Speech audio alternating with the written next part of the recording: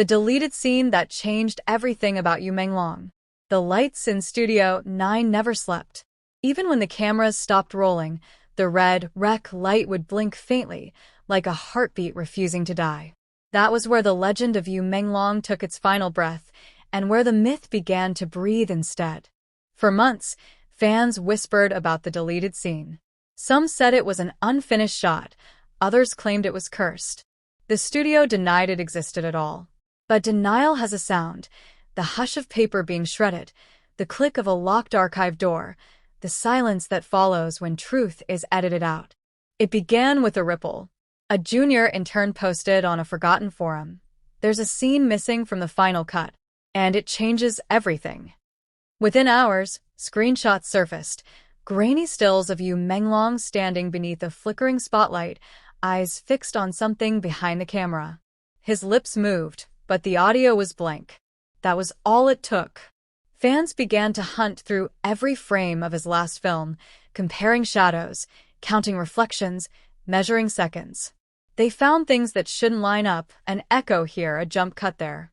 And always that timestamp, 12:47 a.m.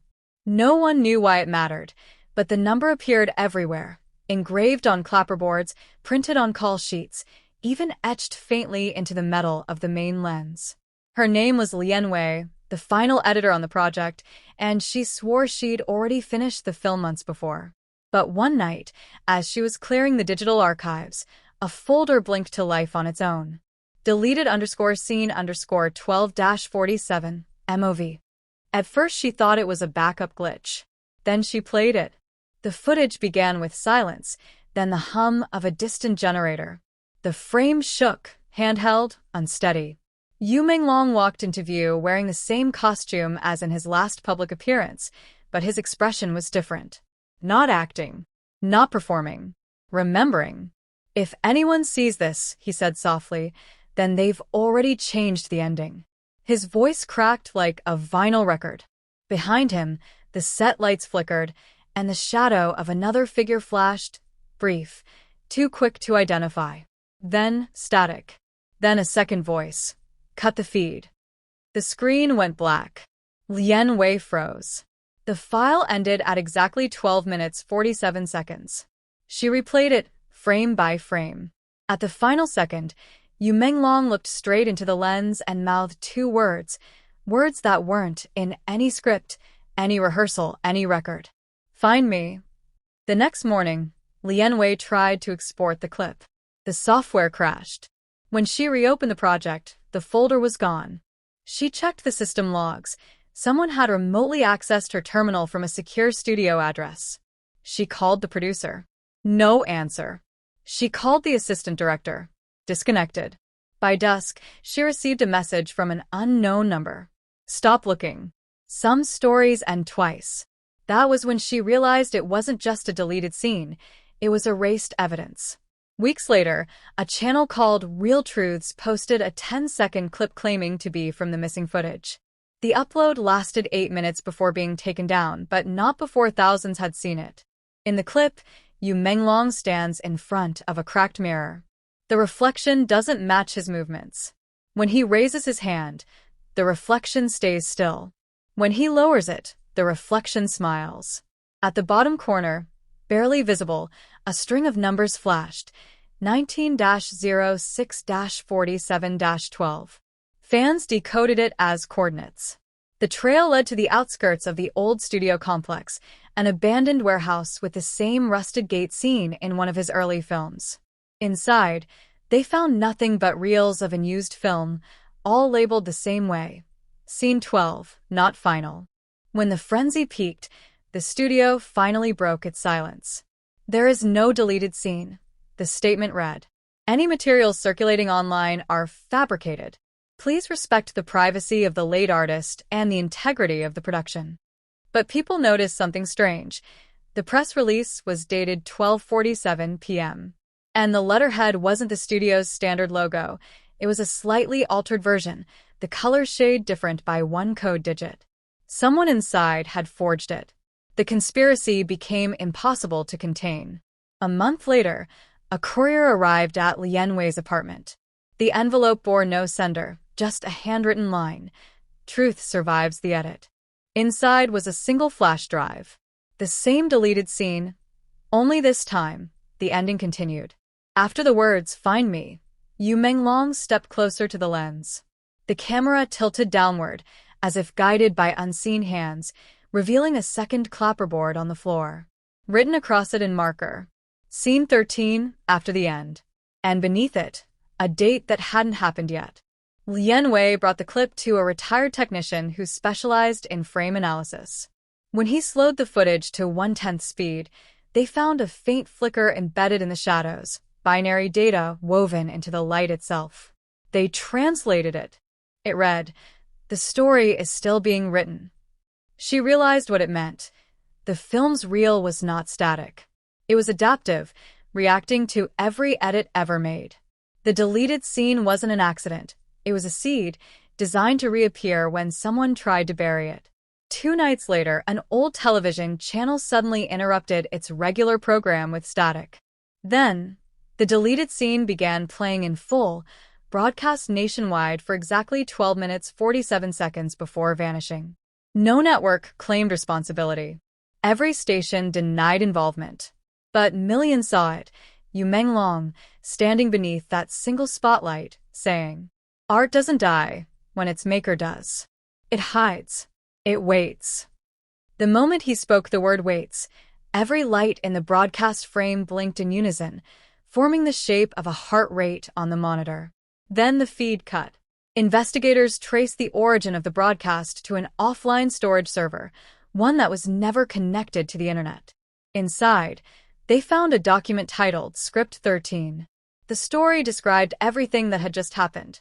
The intern's post, the fan channel, the envelope, even Lian Wei herself. At the end, one final paragraph waited, typed in a different font. "This isn't the last cut. Every viewer who watches becomes the editor. Every edit writes the next chapter. The story breathes through you." The following week, film reels across multiple archives began showing subtle alterations. In one copy, Menglong blinked twice instead of once. In another, he whispered a name no one had heard before, Lian. Archivists reported that the negatives were physically changing, as though time itself had taken up the role of cinematographer. Online, fans noticed their saved versions of his final film had grown by exactly 12 minutes 47 seconds. The deleted scene had reinserted itself into every copy on Earth. A group of codebreakers mapped the timestamps and discovered a pattern.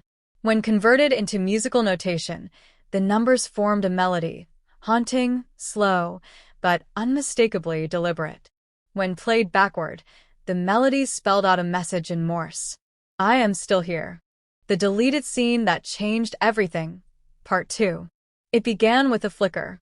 Not the kind that warns of faulty power, but the kind that feels intentional, like someone or something is trying to get your attention. At 3:17 a.m., the server at Starvale Studios woke itself. Security footage later showed nothing, just a black screen where the hum of electricity should have danced across pixels. Yet an hour later, a file appeared in the restricted archive, titled only scene_47_final_restore. No one had touched that directory in years. No one was supposed to. By morning, an intern named Lian discovered the upload while running system checks. She almost ignored it, until she saw the thumbnail, a shadowed silhouette standing in a rain-soaked corridor, head tilted, eyes fixed straight at the camera. The figure looked exactly like Menglong, except he was smiling. But the official cut of the movie, the one everyone knew, ended before that shot ever happened. Yu's character was never meant to smile in that scene. He was supposed to walk away, fade into mist, disappear like a memory too fragile to hold. So what was this? A rehearsal? A glitch? Or something deliberately buried? Lian shouldn't have opened it, but curiosity is louder than protocol. She double-clicked. The clip began in silence. No dialogue, no score. Only the echo of distant water dripping from unseen pipes. Then, footsteps. Slow. Careful. The sound of someone walking through the dark. Yu's face came into view. He was drenched, trembling slightly, but his expression wasn't fear. It was recognition, like he was looking at someone behind the lens. Then he spoke, barely above a whisper. If you're watching this, it means they failed to erase it. Don't trust the cut you've seen. Lian froze. Every hair on her body rose. The audio cracked, the screen flickered, and for a heartbeat, another face appeared beside Yu's, blurred, almost transparent, watching him from the shadows. It wasn't listed in the cast. It wasn't part of the production. But it moved. And then the clip ended. By noon, the file had spread across every internal server. By 3 p.m., it was online. Fans, journalists, conspiracy bloggers, everyone claimed to have theories. Some said it was part of a marketing stunt for a lost project. Others insisted it was proof of a cover-up, that Menglong had filmed something the studio wanted to erase. And yet, every upload vanished within minutes. Links broke. Channels glitched. Accounts were suspended without explanation. Someone was scrubbing the internet clean. That evening, the studio held a closed-door meeting. Every executive arrived pale and wordless, clutching tablets and legal files. No one dared mention the actor's name out loud. Instead, they referred to him only as Subject M. A security officer projected the footage onto a wide screen. Again, the room fell silent as you appeared, soaked, staring, whispering his warning. But this time, the glitch lasted longer. More of the ghostly figure appeared behind him, clearer now. It wasn't a person. It was a reflection, a perfect mirror image, but moving independently, out of sync. When you blinked, the reflection didn't. Erase the mirror, the reflection mouthed, though no sound came. Erase me before they see. The lights in the conference room flickered, and then blackout. When the power returned, the projection was gone. So was the file. The security team swore they hadn't deleted anything, but the entire folder had been wiped, including its backups. The file had vanished from physical drives, off-site servers, even private devices. And yet, when the lead producer turned on his phone, the file reappeared in his photo gallery. Untitled. Time-stamped that same moment. The following days were chaos. News outlets began reporting that the deleted scene was cursed, that everyone who watched it in full experienced strange aftereffects, screens freezing on Yu's eyes, whispers in the background, random power outages synced with his dialogue. One technician swore that when he paused the video, Yu blinked at him. Others started reporting strange edits in unrelated projects, subtle flashes of that same corridor, that same dripping sound. Someone discovered that the timestamp 317 appeared coded in the metadata of hundreds of unrelated films produced by the same studio. Coincidence? Or contagion? Online theorists went wild. They mapped timelines, dissected frames, compared versions. Some even claimed the studio's logo subtly changed after the leak, the color tone slightly darker, the V in star veil sharper, almost like a blade. And then, one day, the studio's official channel dropped a cryptic statement. There was never a scene 47. But everyone knew that wasn't true. Lian, now terrified, tried to find the source file again, only to realize her computer had started creating copies by itself. Every time she deleted one, another appeared. Sometimes with her own name in the file name. Scene_47_final_restore_Lian, MP4. She unplugged her system, shut everything down, and fled to her apartment. But when she turned on the TV, the same frame appeared on the screen, Yu smiling in the rain. And this time, he spoke again, new words never in the previous version. You shouldn't have looked back. Her reflection smiled too, but she wasn't. That night, the power grid in 3 city blocks failed for 7 minutes. When it returned, the studio's official database had reset to its original configuration from years ago, before the film had even entered production. But in one directory, a new folder had been added. The last cut, private. Inside, only one file. No thumbnail. No description. Just a black box icon, and one word for the name. Forgive. No one has dared open it since. And yet, sometimes, deep in late-night forums, Fans swear that during frame-by-frame playback of certain trailers, you can still catch a glimpse of the forbidden smile, use final expression before the world blinked. Some say it's the studio's way of admitting the truth. Others say the file is still alive, rewriting itself across the network, searching for one more screen to appear on. But those who've seen it know one thing for sure. The deleted scene wasn't just part of a movie. It was a message. And it changed everything.